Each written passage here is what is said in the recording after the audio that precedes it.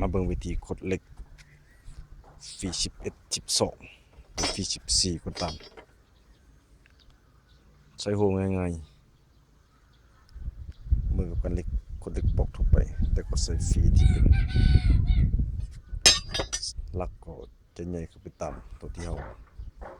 จะใส่งานตัวอย่างนี้ฟี12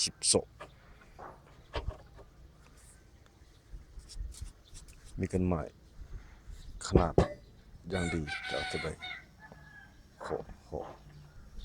แล้วก็ขนาดความยาว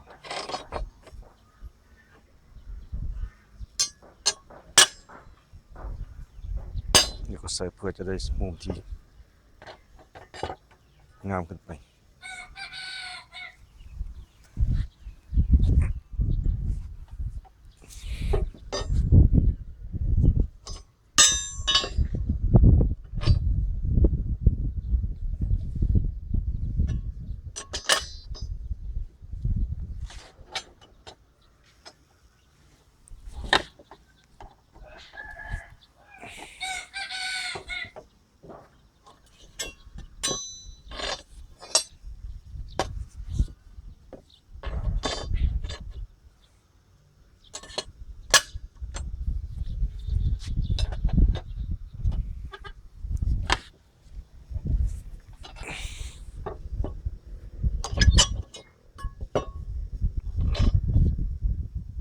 ขนาด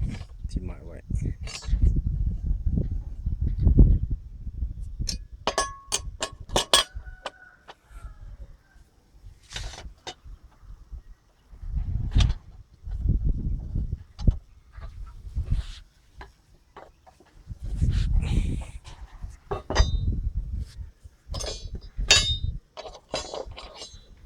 ก็ได้เล็กตะแกรง